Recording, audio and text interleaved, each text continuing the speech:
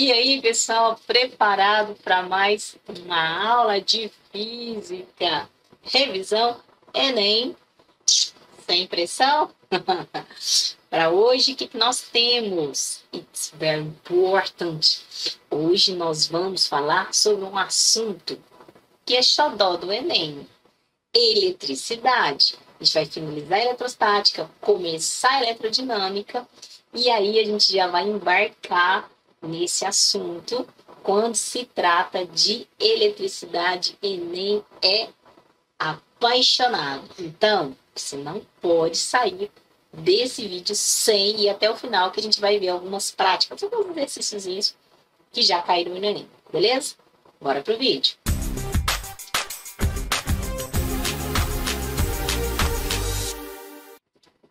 E antes de ir para a física propriamente dita, eu, professora Jussarinha, professora de física, já te indico aí, segue nas redes sociais, como o assunto hoje é um assunto mega pau importante, é um assunto que você precisa lembrar. Já deixa o seu like para não esquecer, se inscreve no canal, ativa as notificações para que você tenha acesso aos conteúdos que estão sendo disponibilizados. Assim que eles forem disponibilizados, você se organizar da melhor forma. Lembrando que essa é uma série, tá certo? A gente já tem alguns vídeos e esses vídeos instruíram a nós eliminarmos. Vai estudar, você vai eliminar distrações visuais, tá? Cadê? Nem sei cadê, ó. Celular, você vai tirar o celular daí, tá certo? E vamos estar aqui, aqui. Eu e você, beleza? E a física? A física entre nós. E aí, não pode esquecer, gente. Por que você está assistindo esse vídeo? Por que você não está fazendo outra coisa? Porque você vai fazer o Enem? Não, porque você quer estar com o seu nome na lista dos aprovados. Passei. Tá entendendo? Então, vale a pena. Bora lá. Você vai fechar os seus olhos e vai mentalizar, você vai visualizar o seu eu do futuro. O seu eu procurando o nome. Você vai encontrar o seu nome.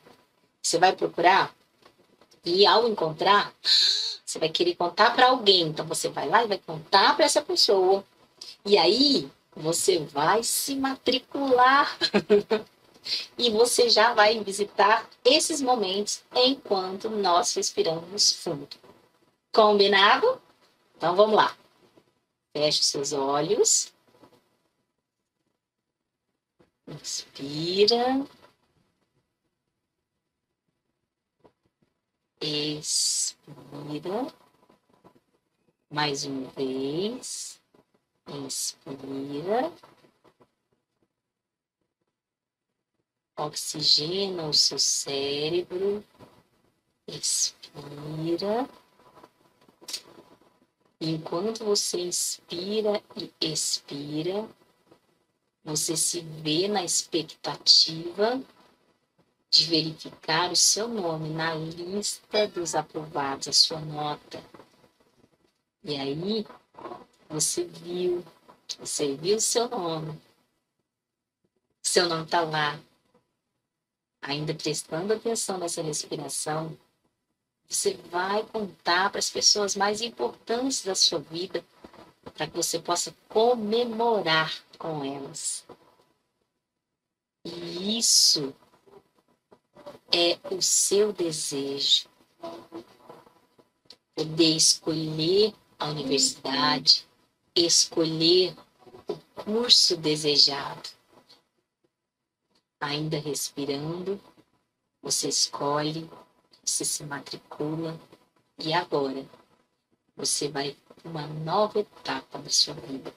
Uma etapa escolhida e desejada. E aí você abre os seus olhos. Aí você lembra que você ainda está de cá. E que a gente precisa revisar. Então vamos revisar.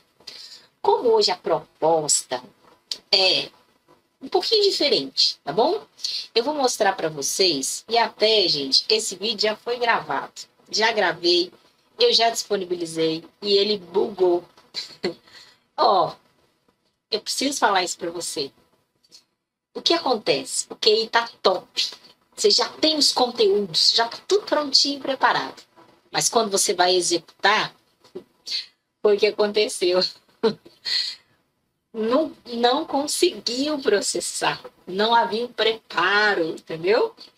E aí eu estou aqui gravando de novo, porque eu acredito que isso vale a pena. Tá certo? E aí, eu vou mostrar para você aqui. Bom, pessoal, aqui nessa tela, eu trouxe você para o site que eu vou deixar na descrição do vídeo, tá ok?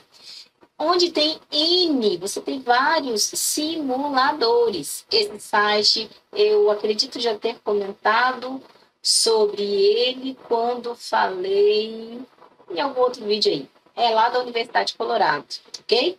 E nós, aqui, ó, você tem de várias matérias aqui, tá vendo? Ó, simulações, física, química, matemática, tal. Certo? Aí você pode brincar e dar uma mexida e levar a sua imaginação, né? Visualizar aquilo que os olhos não podem ver. Como diz aquele filme o Transformers, isso é muito mais do que os meus olhos podem ver. Ai, cala a boca, vamos lá. Mas qual é o nosso primeiro simulador? É um simulador de campo elétrico, que é o nosso primeiro assunto, tá? Quando se tratar do campo elétrico, o que vem a ser o campo elétrico? É aquela região que contorna a carga, que a gente não vê. Olha aqui que eu estou na minha mão, uma régua. Aí você vai lá, vai lá, aproxima e atrai. Legal. Mas visivelmente você não vê mudar absolutamente nada. Mas quando você apitou, quando eletrizou, passou a existir um campo elétrico. E o que esse simulador que faz? Ele me permite visualizar o campo. Vou pegar essa cargazinha aqui, vou pegar ela, colocar aqui. E aí, olha só que legal. Aqui eu tenho como demarcar o campo elétrico, então eu vou marcar. Apareceu para mim. O que apareceu, gente? Várias setinhas. Porque, primeiro, campo é grandeza vetorial, indicada por modo, direção e sentido. Se minha carga é positiva, como neste caso aqui, ele é um campo radial de afastamento e perceba que próximo à minha carga, ele está mais branco, está mais intenso. E conforme vai se distanciando da carga, o campo vai ficando menos. Esse branquinho vai ficando cada vez mais claro. Quer dizer que o campo está diminuindo, tá? Fica a dica. Agora, repara a diferença entre a carga positiva e a carga negativa. Olha só, a carga negativa, quase a mesma coisa. O que mudou? Apenas o sentido. Ele é radial, só que agora de aproximação. O campo funciona dessa forma. Posso mostrar para você aqui, ó, se eu tenho uma carga positiva perto de uma negativa. Olha que legal. A gente tem a carga se afastando. A carga não, perdão, o campo, tá? As linhas que representam o campo sempre se afastam das cargas positivas e sempre se aproximam das cargas negativas. E o importante é que elas nunca se cruzam, tá, gente? Never, never, never, tá bom? Mas isso aqui não é muito forte dessa forma do Enem. O que eu quero que você entenda é justamente isso. Ao ter uma carga, ao redor dessa carga eu tenho uma região chamada campo elétrico. E esse campo elétrico, ele é tão intenso quanto mais próximo o ponto estiver da carga. E eu te mostro com esse sensor. Vamos colocar aqui. Eu coloquei aqui. Tá vendo que apareceu uma setinha vermelha para a direita? Primeiro, por quê? Para a direita. Porque ela é positiva. Não necessariamente só para a direita. Poderia estar aqui, ó, para cima. Mas a questão é que ela sempre vai se afastar da carga positiva. Tá certo? E, gente, vou deixar aqui só para você visualizar o seguinte. Conforme eu aproximo, se eu tivesse aqui uma cargazinha, a gente aproxima dessa carga, a gente sabe que a força vai aumentar. Beleza. E o campo também. O campo é inversamente proporcional à distância. Quando eu digo inversamente proporcional à distância, e nesse caso ao quadrado da distância, menor distância, maior campo. Maior distância, menor campo. É isso que acontece. Independente se minha carga ela é positiva ou negativa, tá? E aí eu mostro para você aqui. Será que eu mostro? Eu mostro para você aqui a nossa fórmula de campo elétrico. Campo elétrico, dá uma olhadinha aí, lá. Campo elétrico representado pela letra E, certo? Quem que é esse K? Constante eletrostática. 9 vezes 10, a nona lá no vácuo. Que é a nossa carga, lá no caso, aquela carga positiva. E mesmo se fosse negativa, gente, nós usamos em módulo, tá bom? A gente não usa o sinal da carga. Dividido pela distância ao quadrado, significando que é inversamente. O campo é inversamente ao quadrado da distância. E a gente vai voltar para a tela anterior. Aí eu mostrar para você o seguinte. Se eu coloco aqui, vamos voltar na minha tela. Se eu coloco aqui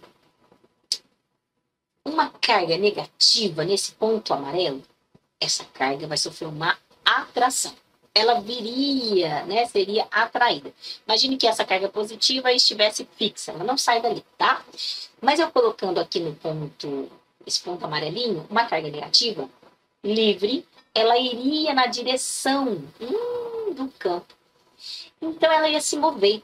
Algo que é capaz de se movimentar espontaneamente porque ele tem energia. Opa, isso é um flashback. Hoje nem tem na tela, né? Física, momento, flashback. Olha só. A energia é o que faz o corpo ser capaz de mover. Então ali ele tem energia. Aqui a gente diz que ele tem energia potencial elétrica. Na verdade, necessariamente nós dizemos que tem o potencial elétrico. E esse potencial proporciona o quê? Essa permissão de se mover, tá certo? E esse potencial agora, ele vai depender de quem, gente? Não da carga que foi colocada aqui, porque a carga que foi colocada ali, vamos lembrar, que ela é a carga que vai testar, ela vai provar, a gente chama de carga de prova. E quem está mesmo fazendo algo acontecer aqui é essa cargazinha positiva aqui, tá bom? Se eu tenho uma carga positiva, o potencial vai ser positivo. Uma carga negativa tem um potencial negativo, beleza? E aí o potencial é dado em volts. Ah, Jussara, já ouvi falar nesse negócio de volts. Já, gente, pilha. Uma pilha, aquelas pilhas comuns, ela tem 1,5 volts. Ah, e a gente vai entender daqui a pouco, né? Que ela tem uma tensão, uma voltagem, uma diferença de potencial. Mas o que eu quero que você entenda é o seguinte. Próxima carga, a gente tem potenciais. E aí eu vou mostrar para você nesta tela aqui. De novo, 1, 2, 3. Valendo. Nessa tela, eu vou mostrar para você o quê? A fórmula de potencial. O potencial é a constante, 9 vezes a nona, a carga, que é aquela positiva, sobre D, só que agora é só sobre D, tá bom? E aí eu chamo sua atenção. Campo elétrico, grandeza vetorial. Potencial é grandeza escalar. Combinado? Tá bom. Então aqui o sinal você vai colocar. Se é carga positiva, o potencial vai ser positivo. Se a carga for negativa, ao substituir aqui, a gente vai ter o potencial negativo. Tanto é que quando você pega na pilha, você vê um lado positivo e um lado negativo. Necessariamente assim. Então, voltemos aqui de novo. No voltar aqui. Eu voltei, gente? Não, né? Agora eu voltei. Eu já sei que no potencial eu tenho energia capaz de mover. E aí eu quero evidenciar com relação aos elétrons. Por quê? A gente sabe que quem tem essa possibilidade, essa mobilidade são os elétrons.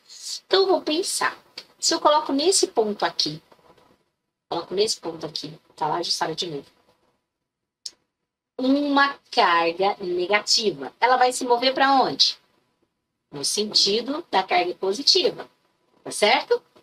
E aí, gente, eu consigo determinar que eu tenho um instrumentozinho para identificar o potencial aqui nesse ponto. Vamos tirar isso aqui, ó. Beleza?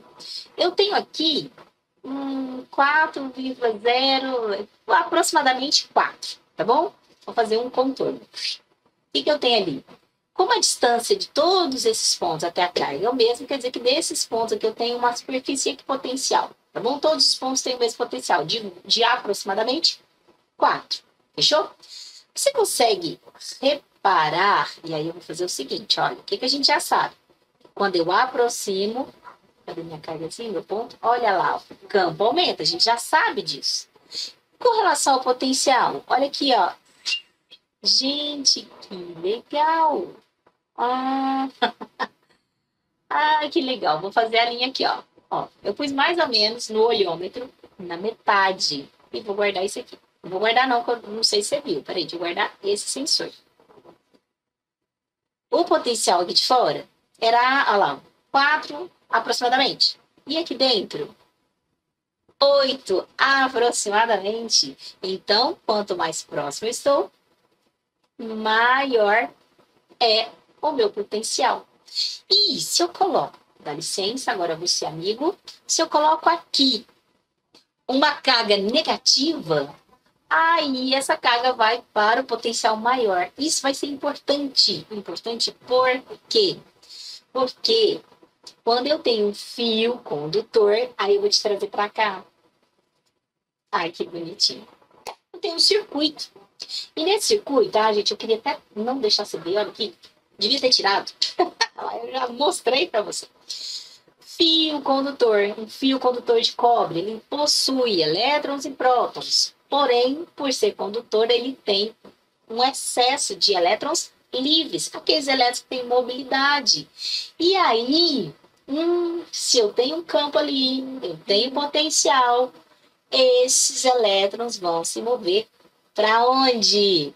Necessariamente para o potencial maior, não é assim? Olha que gracinha, gente. Agora eu vou deixar os meus elétrons, que são essas bolinhas azuis, elas estão paradinhas, a gente sabe que na verdade elas não estão, são movimentos aleatórios. Gente, os elétrons estão na eletrosfera, em camadas, assim, então elas estão em movimento, fechou? Mas o legal tá aqui. Olha aqui comigo.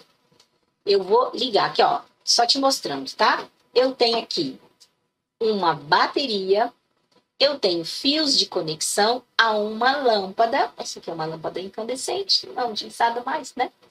E aqui eu tenho um interruptor só para quê? Para ativar e desativar o meu circuito elétrico. Então, eu vou ativar e olha o que vai acontecer. Plim, plim, plim, a nossa lâmpada acendeu. Se eu não estivesse vendo os elétrons, eu ia apenas ver o brilho da lâmpada, sem brilho, com brilho. É assim que a gente vê. Você liga o interruptor, acende. Você desliga, apaga. Deixa eu ver se dá. Ó, apagou. Acendeu. Simples assim.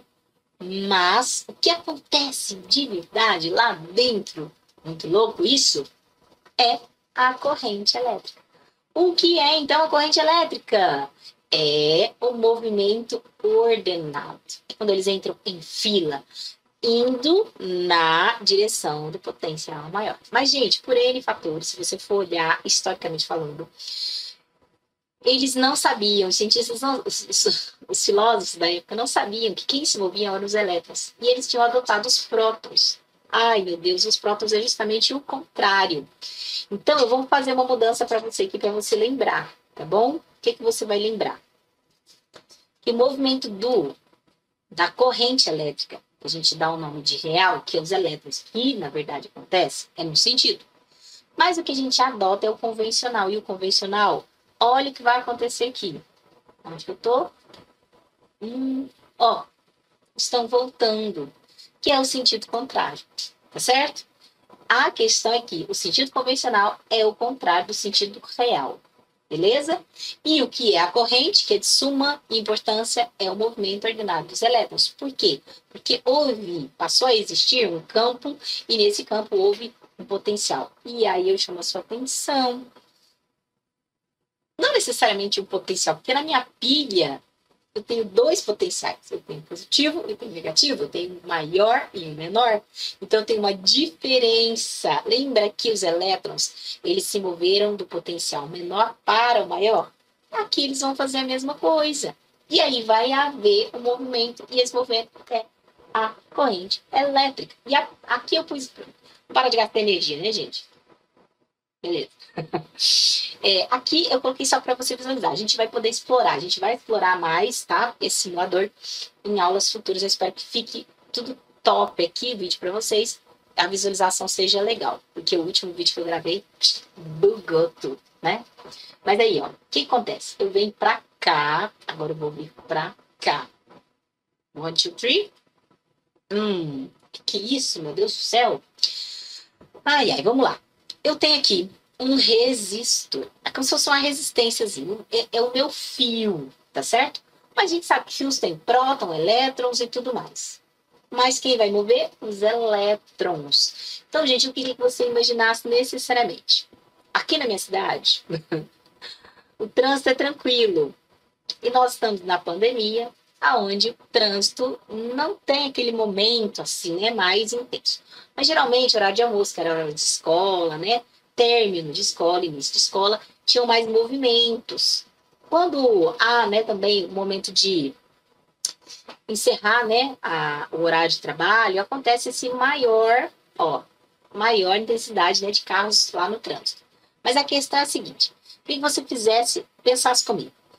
A rua, você está num ponto, num semáforo que seja, e nesse ponto você vai passar a observar, marcando num cronômetro, o tempo, 1 minuto. Quantos carros passam? Aí você observa. Passaram-se 15 carros. Beleza. Então, no intervalo de tempo de 1 minuto, passaram-se 15 carros. Fechou. Só que aí houve um aumento, tá certo?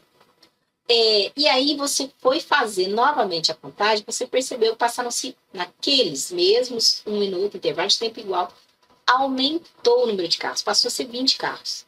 Então, o que aconteceu? Aumentou o fluxo. Entenda. Esse fluxo é como se fosse a corrente. Os carros são os elétrons e as ruas são os fios. Entendido? Agora, quando você está numa via, de acordo com essa via, você tem lá alguns carros, né? Você está com pressa, mas tem alguns carros com velocidades menores, você vai ter que contornar. E isso atrapalha. A gente pode dizer que isso está acontecendo como se fosse uma resistência. O que tem tudo a ver essa história de trânsito com corrente elétrica? É porque, gente, os elétrons livres, como se fossem os nossos carros, na via, na estrada, na rua, que seria o nosso fio, eles vão tentar driblar os prótons e os elétrons que não estão indo no caminho, porque quem vai são os elétrons livres. Então, ele vai se deparar com uma resistência. E aí, na primeira lei de Ohm, a gente tem uma proporção, percebe-se essa proporção. Verificou que quando eles faziam a relação entre a tensão, a voltagem lá da pilha, com relação à corrente que passava, sempre dava o mesmo valor. Quem que era esse valor? O valor da nossa resistência. Você consegue ver aqui essa setinha? E aí, esse simulador mostra para você essa proporção. Se eu mantenho a resistência igual, a mesma, olha o que acontece. Quando eu aumento, a minha voltagem aqui é de quanto? 4,5. Ó, são 3 pilhas de 1,5, 4,5. Se eu aumento a minha resistência, se eu aumento a minha voltagem, o que está acontecendo com a corrente? Você percebeu? Era 9. Agora já está 17. Ela está aumentando. E se eu diminuo a tensão, a voltagem, olha o que acontece com a corrente. Diminui. Mantendo-se assim, a resistência constante. tá certo? E aí, vamos restaurar aqui, peraí. Se agora eu tenho, aí vou até lembrar de quê? Ó, o chuveiro. Ah, o chuveiro. Porque o chuveiro está ligado na sua rede elétrica, que tem uma tensão fixa. Então, não vou mexer na tensão agora. Mas eu vou mudar a resistência. Quando você mexe lá quente, frio, morno, né, assim, aí você tem o quê? Vamos aumentar a resistência? Ah, aumentei a resistência. Tem muito bloqueio. Aumenta o fluxo? Diminui. Então, a corrente diminui. Olha a corrente diminuindo conforme eu aumento a resistência. A corrente está diminuindo.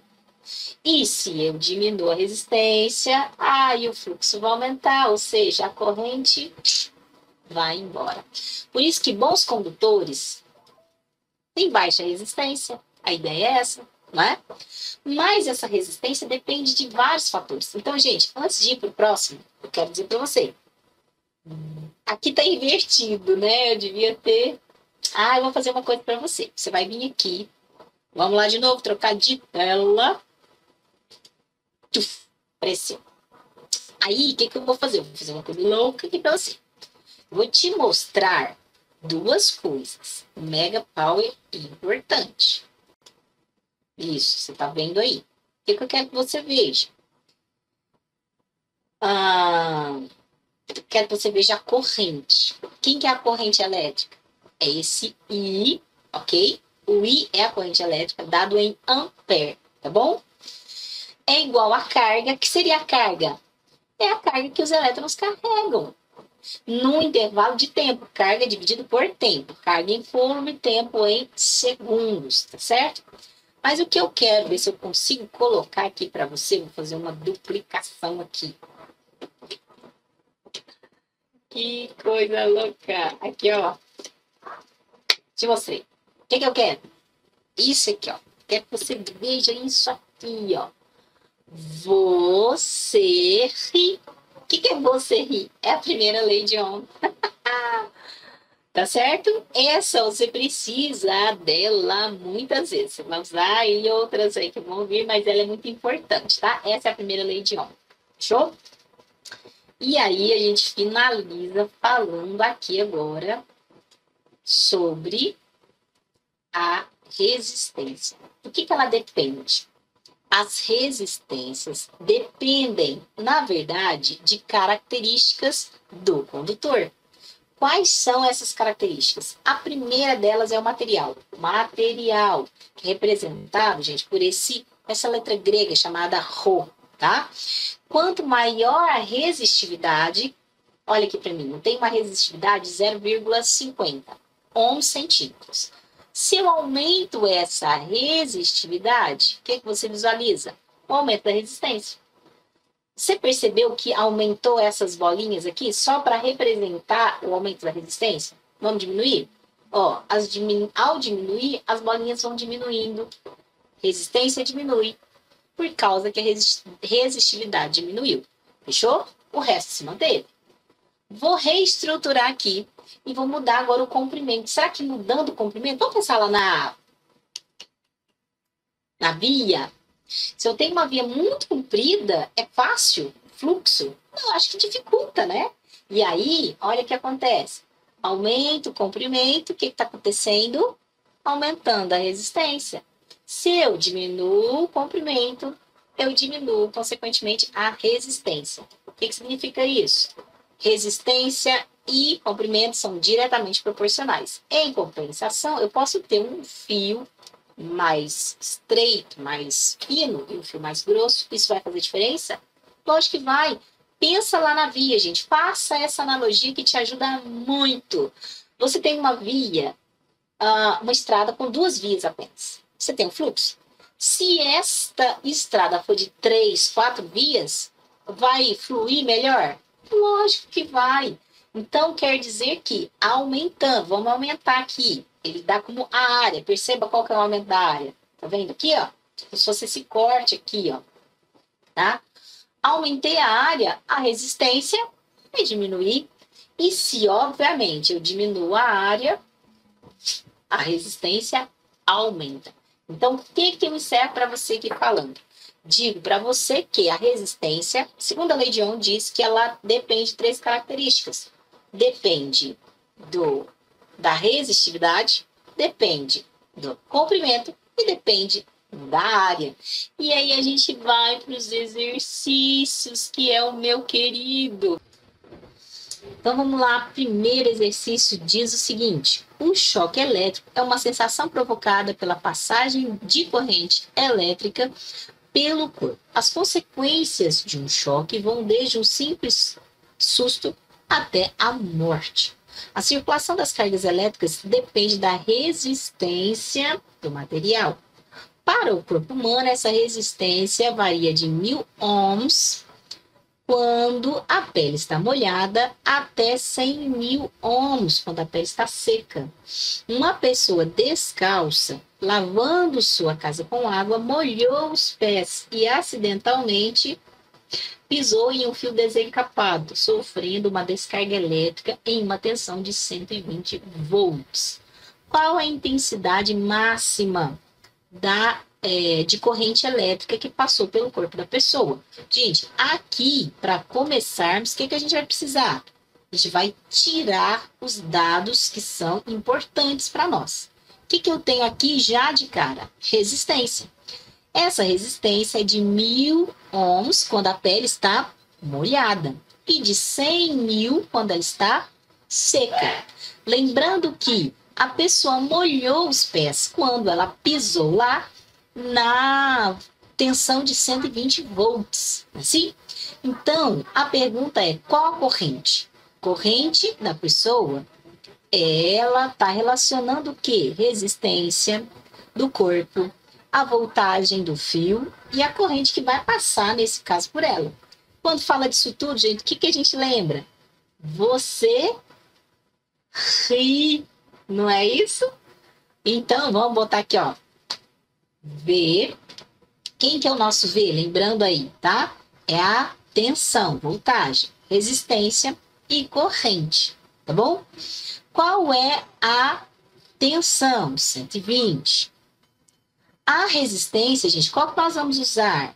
A de pele molhada, que é de 1000 ohms, tá? A gente não tem a pele seca, a pessoa molhou os pés. Então, desconsidere. Usa só o que você precisa. Bora calcular a corrente. A corrente, então, é 120, que divide por 1000. Aí, a gente, corrente, bora cortar. Cortou. 12 dividido por 100, 12 100avos, é andar 2 casas, né? 0,12, o que? Ampere. Mas, você olha lá, 0,12 não pode ser nem 8,3, nem 833. Agora, pensa comigo, 0,12 ia ser... Não, para tudo. Não pode ser 120 quiloampere. Eu não tenho nem gente. Eu não tenho nem 1 ampere. É 0,12. Como é que eu vou ter 120 quiloampere? Isso não é possível, né? Então, estaria entre as duas primeiras opções. Só que o que a gente vai precisar fazer? Transformar esse 0,12 em miliampere. Então, preciso da relação. O que eu tenho? 1 ampere é equivalente a 1000 miliampere, milésimo parte do ampere, tá certo? E aí eu tenho 0,12 ampere vai ser equivalente a quanto? Aí é só multiplicar cruzado, gente. Multiplicou cruzado, a gente vai ter uma vez x, que é igual a 0,12, que multiplica 1000. Fechou. E aí, multiplicar por 1000, andar 3 casas, nós temos 120 miliampere. Yes, nós vamos para a resposta correta, é 120 miliampere. Lindamente, letra B. Fechou? E aí, nós vamos para a questão número 2. Opa, peraí, gente, para tudo. Volta cá. Questão número 2, my dears. Vamos ler primeiro, né? Em museus de ciências, é comum encontrarem-se máquinas que eletrizam materiais e geram intensas descargas elétricas. O gerador de Van Graaff, figura 1, é um exemplo, como atestam as faíscas da figura 2 que ele produz. O experimento fica mais interessante quando se aproxima do gerador em funcionamento com a mão uma lâmpada fluorescente, que está aí mostrando para nós na figura 3. Quando a descarga atinge a lâmpada, mesmo desconectada da rede elétrica, ela brilha por breves instantes. Muitas pessoas pensam que é o fato de a descarga atingir a lâmpada que a faz brilhar. Contudo, se a lâmpada for aproximada dos corpos da situação lá na figura 2, no momento em que a descarga ocorrer entre os dois corpos, a lâmpada também brilhará, apesar de não receber nenhuma descarga elétrica. Ou seja, a descarga não foi direcionada a ela e ela ainda assim acende. A questão é a grandeza física associada. Deixa eu só passar essa partezinha aqui que ele vai processar, tá? Aqui, ó. A grandeza física associada ao brilho instantâneo da lâmpada fluorescente por estar próxima a uma descarga elétrica. Gente, que nós falamos aqui não é visível, mas tem carga, o que nós temos ao redor? E aí, esse campo elétrico, tá certo? O que vai acontecer? Ele vai ativar os elétrons ali da lâmpada, fazendo com que ela tenha flashes de luz, tá bom? Então, a resposta correta aqui é a letra B. E nessa letra B, a gente passa para a próxima questão. A nossa próxima questão, que é a questão 3, para tudo. A figura mostra a bateria de um computador portátil, a qual necessita de uma corrente elétrica de 2 amperes para funcionar corretamente. Quando a bateria está completamente carregada, o tempo máximo em minutos que esse notebook pode ser usado antes que ele descarregue completamente será de quanto? Aí a gente vai pegar os dados, como nós fizemos o primeiro. Eu tenho lá, olha, 2 amperes de carga. Ele quer saber o tempo, que é em minutos. E aí você vai relacionar tempo, ampere, para quê? Isso me lembra corrente elétrica. Tá lembrado? Mas, Sara, tá faltando alguma coisa. Dá uma olhadinha na figura comigo. 4.400 miliampere-hora. 4.400 miliampere, corrente. Hora, tempo. Então, eu tenho corrente e tempo. O que é esse 4.400, gente? A carga. Então, a carga é 4.400 miliampere-hora. Baseado em quê, gente? Na nossa fórmula, que corrente é carga sobre tempo. Se corrente é carga sobre tempo, vai comigo, carga é corrente vezes o tempo. Por isso que eu cheguei a essa conclusão, tá certo? Fechou. E aí, o que a gente vai precisar fazer? Transformar a nossa corrente que está em ampere, 2 amperes, em miliampere, tá bom? E aí eu vou ter 2.000, lembra que é 1.000. 2 miliampere. Na verdade, é a milésima parte, né, gente? Então, vamos lá. Substituindo. Corrente 2.000, carga 4.400, dividido por tempo, delta T. Multiplique cruzado, 2.000 delta T, que vai ser igual a 4.400. O que a gente vai precisar fazer aqui, ó? Vamos subir aqui.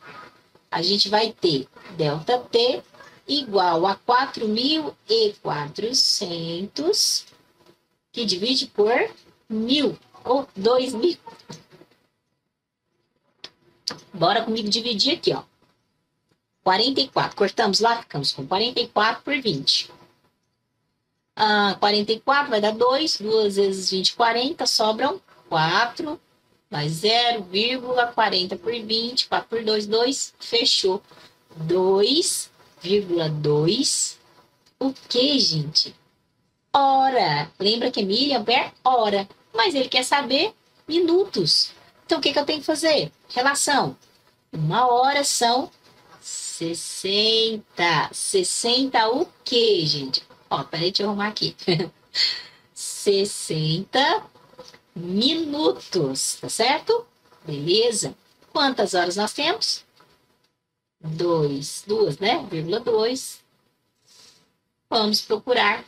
E aí, eu vou ficar na frente. Meu Deus, eu vou ficar na frente. Peraí que eu vou te mostrar aqui para eu não ficar na frente, tá, gente? Só um minutinho. Eu vou me mexer. Vou sair daqui. E eu vou pra cá. Vamos pra cá. Fechou. O importante é não te atrapalhar. Então, vamos finalizar aqui, ó. 2,2 vezes 60. Bora lá. 0, 6 vezes 2, 12 vai 1. 6 vezes 2, 12, 13. Uma casa decimal. Aqui em cima. 132. O que, gente? Minutos. Fechou? E aí, cadê minha resposta? Vem cá. 132, letra C. Gente, que lindo. Que lindo. Eu venho pra cá com você e digo que não foi fácil, mas valeu a pena ficar até aqui. E se valeu a pena, deixe seu like. Não deixa de ativar as notificações. Nós temos, semana que vem, mais vídeo, mais conteúdo, mais dica. Não deixe de me seguir lá nas redes sociais para que você esteja sempre se inteirando, trazendo à tona esse conteúdo, trabalhando o seu QI, trabalhando o seu QE. E eu te vejo por aí, porque por agora eu só tenho algo a dizer para você. Goodbye, girls, and bye, boys.